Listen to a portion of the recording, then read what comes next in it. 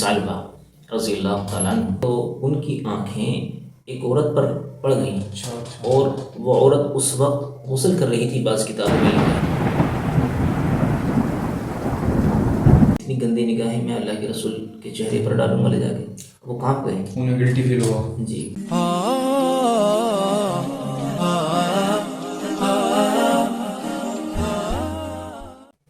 السلام علیکم ناظرین، آج ہم پھر ایک نئی ویڈیو کے ساتھ آئے ہیں۔ مفتی صاحب ہمارے ساتھ ہیں۔ مفتی صاحب آج ہمیں ایک واقعہ سنانے والے ہیں، تو آپ ویڈیو میں لاسٹ تک بنے رہنا۔ ویڈیو آپ کو کیسی لگی کمنٹ کر کے ضرور بتانا، اور آپ کے ابھی اگر کوئی سوالات ہوں تو کمنٹ میں آپ بتا دینا، تو ویڈیو آپ لاسٹ تک دیکھنا۔ تو چلیے ویڈیو سٹارٹ کرتے ہیں۔ بسم اللہ الرحمن الرحیم۔ بہت سارے لوگ یہ سوچتے ہیں کہ یار ہم نے اتنے گناہ کر لیے، اب ہمیں اللہ کیسے معاف کرے گا، ہمیں کوئی ایسی دعائیں ہونی چاہیے جس سے ہمارے سارے گناہ معاف ہو جائیں۔ ہر انسان کی یہ تمنا ہوتی ہے، سوچتا ہے جب گناہ ہو جاتے ہیں جی جی ایسا ہوتا ہے۔ ایک صحابی رسول ہیں ثعلبہ رضی اللہ تعالیٰ عنہ، وہ انصار نوجوان تھے، انصار میں سے تھے۔ وہ اللہ کے رسول کے پاس آئے، اللہ کے رسول نے ان کو اپنی خدمت میں رکھ لیا۔ جی، وہ اللہ کے رسول کی بہت ساری چیزوں کا خیال رکھتے تھے، بازار سے کوئی چیز لانی ہوتی تھی یا خدمت کرتے تھے، جی جی، یا حضور کی چپل وغیرہ اس طرح کی چیزوں کا جو ہے وہ دیکھ بھال بہت کیا کرتے تھے۔ تو ایک دن اللہ کے رسول نے ان کو بازار کسی کام سے بھیجا، تو بازار میں گئے تو ان کی آنکھیں ایک عورت پر پڑ گئیں، اور وہ عورت اس وقت غسل کر رہی تھی۔ بعض کتابوں میں لکھا ہے جی۔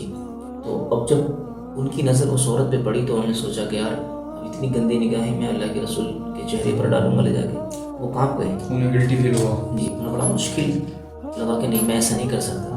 اب وہ کسی کو بغیر بتائے پہاڑوں میں چلے گئے، 40 دن تک روتے رہے، اور بس یہی کہتے تھے کہ اے کاش میری روح نکل جاتی اور میری روح روحوں میں شامل ہو جاتی اور میرا جسم مردوں میں شامل ہو جاتا، اور کاش کہ مجھے اللہ معاف کر دیتا، قیامت کے دن اللہ مجھے رسوا نہ کرتا میرے اس گناہ کی وجہ سے۔ یعنی اتنی ان کی شرمندگی تھی ان کو اپنے اس گناہ پر، اور اتنا ڈر بھی تھا، خوف بھی تھا اللہ کا۔ تو حضرت جبریل اللہ کے نبی کے پاس آئے اور کہا کہ یا رسول اللہ، آپ کو خبر بھی ہے آپ کا ایک صحابی پہاڑوں میں اللہ سے پناہ مانگ رہا ہے، اس کی خبر لو، ثعلبہ نام ہے اس شخص کا۔ اللہ کے رسول نے حضرت عمر کو بلایا، مختصر یہ کہ حضرت عمر کو ان کی تلاش کے لیے بھیجا۔ حضرت علی بھی ساتھ ہیں، یا دوسری روایت ایک اور ہے کہ حضرت سلمان فارسی ساتھ ہیں۔ بہرحال 2 حضرات تھے، یہ ان کو تلاش کے لیے نکلے۔ تو ایک چرواہا تھا، اس سے پوچھا کہ یہاں پہاڑیوں میں کوئی شخص دیکھا ہے تم نے؟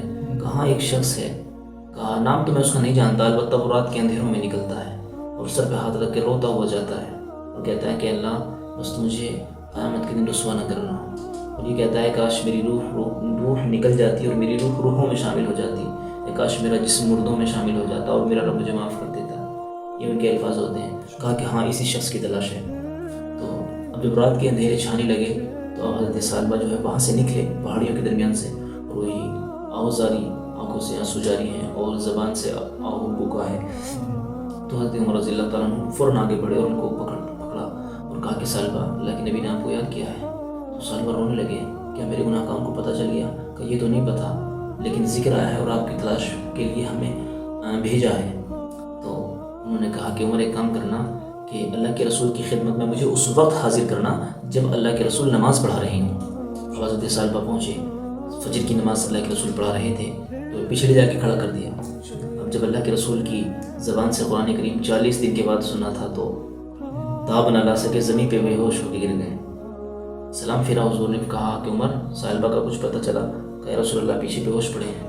اللہ کے رسول آئے، اپنی گود میں ان کا سر رکھا، ان کے منہ پر پانی چھڑکا تو ان کو ہوش آیا۔ تو ان سے کہا ثعلبہ کہاں چلا گیا تھا مجھے چھوڑ کے؟ تو انہوں نے اپنا سر جو ہے اللہ کے رسول کی گود سے ہٹا لیا کہ رسول اللہ یہ سر اس قابل نہیں ہے کہ آپ کے قدموں میں رکھا جائے۔ تو اللہ کے رسول نے فرمایا ثعلبہ کیا بات ہوئی؟ کہ رسول اللہ مجھ سے بہت بڑا گناہ ہوا ہے، مجھ سے بہت بڑا گناہ ہوا ہے، میرا گناہ بہت بڑا ہے۔ تو اللہ کے رسول نے فرمایا ثعلبہ سب سے بڑا اللہ کا کلام ہے، اللہ بڑا غفور رحیم ہے، اگر گناہ ہو گیا ہے تو اپنے گناہ پہ نادم ہے تو اللہ معاف کر دے گا۔ تجھے ایک ایسی دعا نہ بتلا دوں جو تیرے سارے گناہ معاف کر دے؟ کہ رسول اللہ بتا دیجیے۔ تو اللہ کے رسول نے فرمایا کہ تو یہ دعا پڑھا کر ربنا آتنا فی الدنیا حسنہ وفی الآخرۃ حسنہ وقنا عذاب النار۔ جب تجھے اپنے گناہوں پر رونا آئے، اپنے گناہوں کی تجھے یاد آئے اور تجھے رلا آئے وہ، تو تو اس دعا کو پڑھ لیا کر، اللہ تیرے دل کو بھی سکون دے گا اور تیرے گناہ بھی معاف کر دے گا۔ تو کتابوں میں لکھا ہے جب حضرت سالبہ کا انتقال ہوا تو اللہ کے رسول صلی اللہ علیہ وسلم نے فرمایا کہ اگر سالبہ زمین اور آسمان کے برابر بھی گناہ لے کے جاتا تو اللہ معاف کر دیتا۔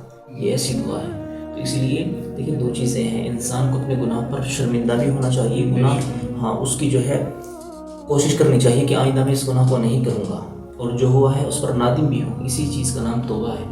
تو ایسا نہیں ہے کہ ہم یہ کہتے رہیں کہ نماز میں جان بوجھ کے چھوڑ رہا ہوں اور پھر کہہ رہا ہوں کہ اللہ مجھے معاف کر دے گا۔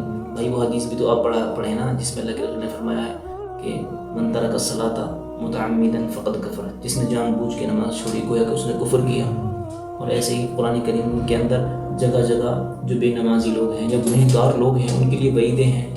اور ایسے ہی آپ دیکھیں گے قرآن کریم کی بہت ساری آیتیں ایسی ہیں جہاں جہاں اللہ نے مؤمنین کی تعریف کی ہے نا، وہاں وہاں مصلین کا ضرور ذکر ہے، یعنی جو نماز پڑھنے والے ہیں، جیسے قد افلح المؤمنون، تحقیق کے ایمان والے کامیاب ہو گئے، الذین هم فی صلاتہم خاشعون، تو یہاں پر سب سے پہلے نمازی کا ذکر ہے۔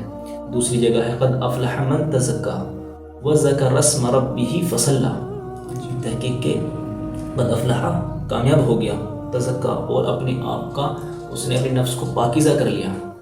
جب وہ کون ہے؟ قد افلح من تزکا وذکر اسم ربہ فصلی، اور جس نے اپنے رب کا ذکر کیا اور نماز پڑھی وہ کامیاب ہو گیا۔ تو یہاں بھی نماز ہی کا ذکر ہے۔ تو اس لیے بہت سارے لوگ یہ سوچتے ہیں کہ ہم نماز بھی چھوڑ دیں گے اللہ ہمیں معاف کر دے گا۔ بھائی جو نمازیں غلطی سے چھوٹ جاتی ہیں پھر آدمی اوپر شرمندہ ہوتا ہے، وہ گناہ معاف ہوتے ہیں۔ یہ گناہ تھوڑی معاف ہوتے ہیں کہ آدمی ڈٹ کر کرے کہ میں زنا کروں گا، میں نمازیں چھوڑوں گا، میں سود کھاؤں گا۔ سود جیسے گناہ کے بارے میں اللہ نے کہا ہے کہ یا تو سود چھوڑ دو یا میں اور میرا رسول آپ سے جنگ کریں گے۔ تو اتنے بڑے گناہ کر کے لوگ کہتے ہیں کہ اللہ ہمیں معاف کر دے گا، اللہ بڑا غفور رحیم ہے۔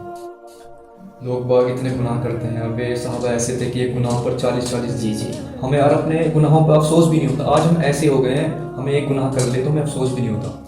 ہم نے اتنی ایسی حالت بنا لی ہے، بس دنیا میں اتنے مشغول ہو چکے ہیں۔ اب آپ خود ہی سوچیں کہ ایک طرف تو وہ لوگ ہوں گے جو راتوں کو نمازیں پڑھتے ہوں گے، رات کو ان کا بستر پہ دل بھی نہیں لگتا، حالانکہ سردی کا موسم ہے اور صبح کی نیند بڑی پیاری ہوتی ہے، ہر انسان پانی سے ٹھنڈ سے بچنا چاہتا ہے، لیکن بعض لوگ وہ ہیں جو صبح کو اٹھتے ہیں، ٹھنڈے ٹھنڈے پانی سے وضو کرتے ہیں اور پھر اللہ کے سامنے روتے ہیں۔ اور دوسرا شخص وہ ہے جو ساری رات جو ہے گناہوں میں گزار رہا ہے اور قلبوں میں گزار رہا ہے اور زنا کاری میں گزار رہا ہے، سود کھا کے وہ سویا ہوا ہے، نماز چھوڑ کے وہ سویا ہوا ہے، ساری رات گناہوں میں اس کی گزر رہی ہے۔ تو کیا یہ دونوں شخص برابر ہو جائیں گے؟ کبھی نہیں، ایسا تو نہیں ہو سکتا۔ تو اللہ انصاف کرنے والا، اللہ دیکھو سب کچھ دیکھ رہا ہے اللہ تو۔ جی وہ قہار بھی ہے، غفار ہے تو وہ قہار بھی ہے۔ ویڈیو آپ کو کیسی لگی؟ ویڈیو میں آپ کمنٹ کر کے ضرور بتانا۔ آج یہ واقعہ مفتی صاحب نے بڑے اچھے سے بتایا۔ آپ کا بھی اگر کوئی سوال ہو تو کمنٹ میں آپ ضرور بتانا۔ ملتے ہیں آپ سے نیکسٹ ویڈیو میں، تب تک کے لیے اللہ حافظ۔